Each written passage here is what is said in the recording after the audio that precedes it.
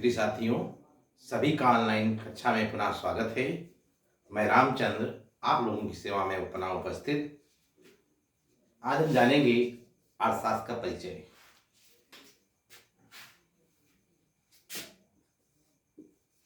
अर्थशास्त्र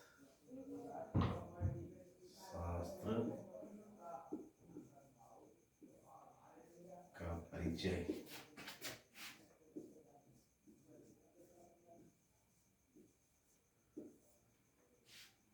तो अर्थशास्त्र जो है दो प्रकार की होती है।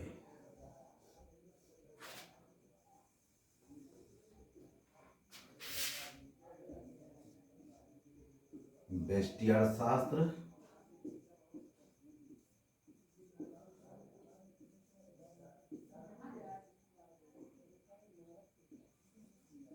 व्यष्टि अर्थशास्त्र और समष्टि अर्थशास्त्र।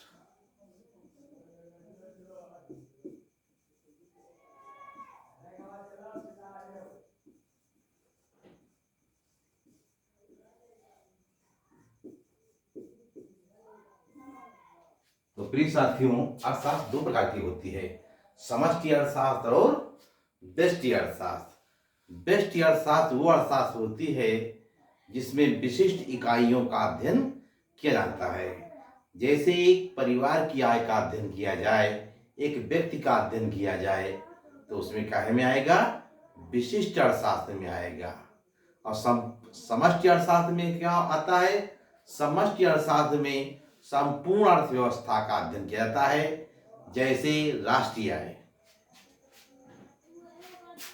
व्यष्टि अर्थशास्त्र के अंतर्गत आर्थिक क्रिया,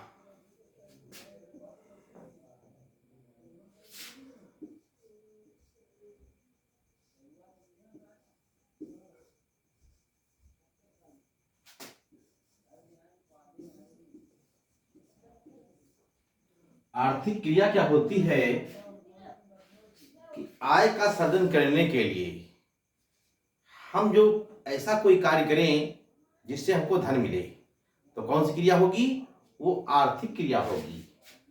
आर्थिक क्रिया को जो है चार भागों में बांटा गया है।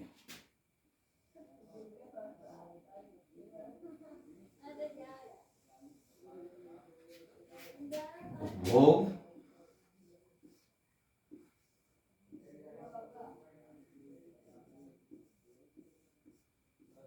उत्पादन,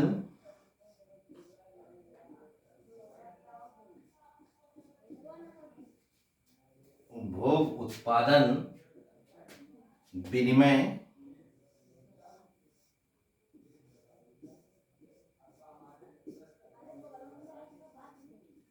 और निवेश।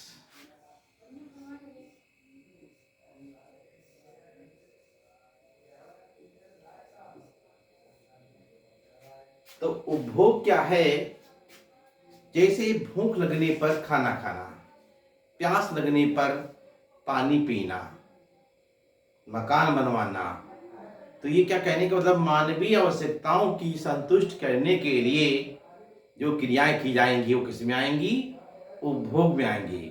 तो उपभोग के विषय में कहा गया, उपभोग समस्त क्रियाओं का आदि और अंत है। इसके बाद में उत्पादन। उत्पादन किसे कहते हैं? वस्तुओं में उपयोगिता का सृजन करना ही उत्पादन कहलाता है। जैसे गीली मिट्टी का कोई विशेष महत्व नहीं है, गीली मिट्टी से मूर्तियां बनाना और बाजार में बेच देना क्या कहलाएगा? उत्पादन कहलाएगा। इसके बाद में है विनिमय।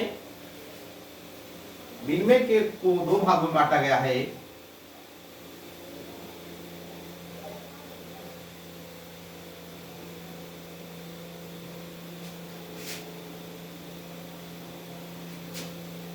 वस्तु कीमत निर्धारण,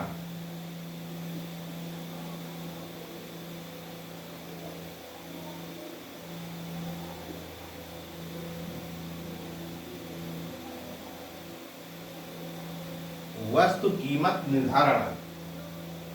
वस्तु कीमत निर्धारण क्या होता है? वस्तुओं की कीमत का निर्धारण वहां पर होता है जहां पर मांग और पूर्ति बराबर होती है। मांग और पूर्ति के विषय में कहा गया, मांग किसे कहते हैं? मांग का नियम बतलाता है, मांग का मतलब वस्तुओं को पाने की लालसा क्या कहलाएगी? मांग कहलाएगी। मांग का नियम बतलाता है कि जब किसी वस्तु की कीमत कम हो जाती है तो उस वस्तु की मांग बढ़ जाती है, और जब कीमत बढ़ जाती है तो मांग घट जाती है। तो कीमत का निर्धारण वहां पर होता है जहां पर मांग और पूर्ति बराबर होती है, वहीं पे कीमत का निर्धारण होता है। इसके बाद में है साधन कीमत निर्धारण। साधन कीमत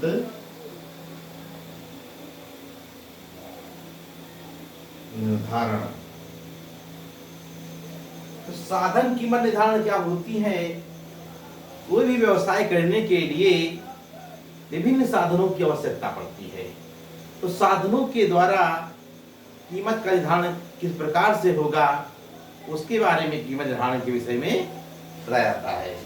तो प्रिय साथियों, आप लोगों ने जाना कि अर्थशास्त्र दो प्रकार की होती है, व्यष्टि अर्थशास्त्र और समष्टि अर्थशास्त्र। आर्थिक क्रिया क्या होती है इसके विषय में जाना। तो आज की ऑनलाइन कक्षा में बस इतना ही। अगले दिन हम पुनः मिलेंगे। हमारे चैनल को सब्सक्राइब करें और लाइक करें और अपने दोस्तों को शेयर करें। बहुत बहुत धन्यवाद।